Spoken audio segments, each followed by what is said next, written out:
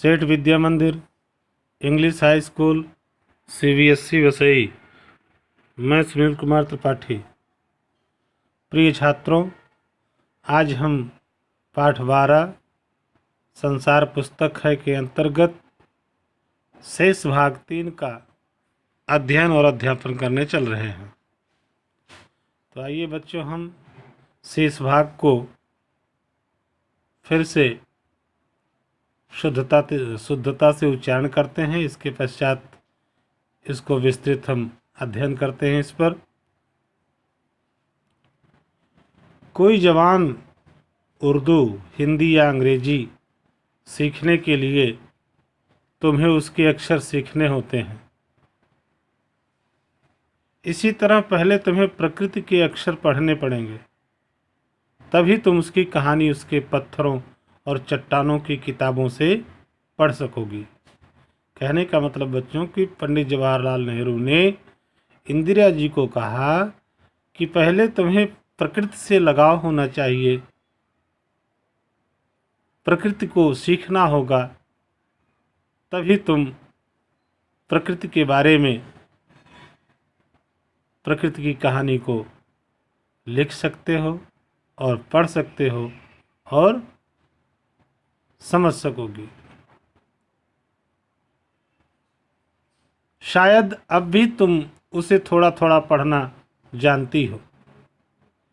जब तुम कोई छोटा सा गोल चमकीला रोड़ा देखती हो, रोड़ा का मतलब बच्चों कंकड़ या पत्थर का छोटा सा टुकड़ा, तो कहा जब तुम कोई छोटा सा गोल चमकीला रोड़ा देखती हो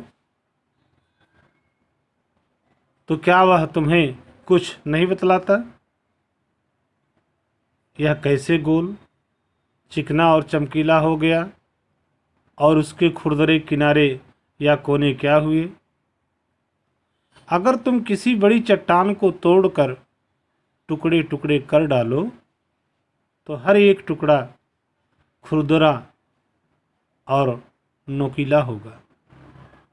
ये बातें सही है कि हम किसी भी बड़ी चट्टान को, बड़े टुकड़े को अगर तोड़ते हैं तो तोड़ने के बाद वह स्वाभाविक रूप से खुरदुरा हो जाएगा और नुकीला हो जाएगा, नोकदार हो जाएगा। यह गोल चिकने रोड़े की तरह बिल्कुल नहीं होता। फिर यह रोड़ा कैसे इतना चमकीला, चिकना और गोल हो गया?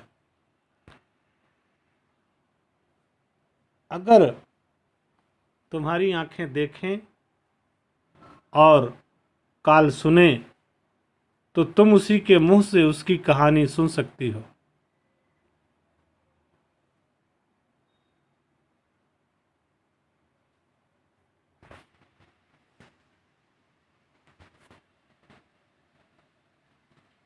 अगर तुम्हारी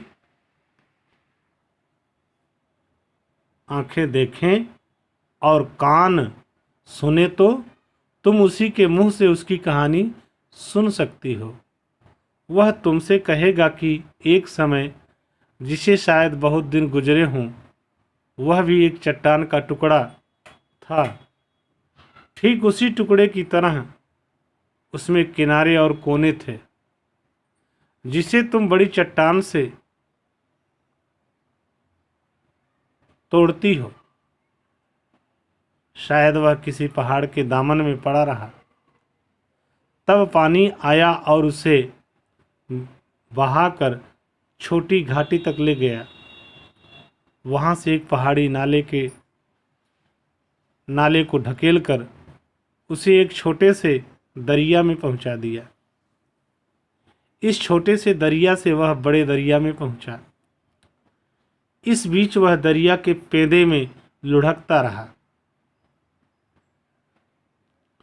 उसके किनारे घिस गए और वह चिकना और चमकदार हो गया। इस तरह का वह कंकड़ बना जो तुम्हारे सामने है। किसी वजह से दरिया उसे छोड़ गया और तुम उसे पा गई। अगर दरिया उसे और आगे ले जाता तो वह छोटा होते होते अंत में बालू का एक जर्रा हो जाता और समुद्र के किनारे अपने भाइयों से जा मिलता।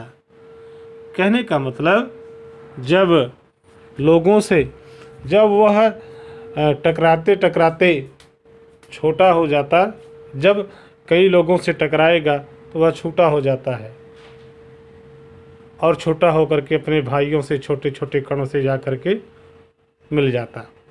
जहाँ एक सुंदर बालू का किनारा बन जाता जिस पर छोटे छोटे बच्चे खेलते और बालू के घरौंदे बनाते। अगर एक छोटा सा रोड़ा तुम्हें इतनी बातें बता सकता है तो पहाड़ों और दूसरी चीज़ों से जो हमारे चारों तरफ हमें और कितनी बातें मालूम हो सकती हैं। तो बच्चों, इस तरह से हमारा यह पाठ यहीं पर संपूर्ण हुआ।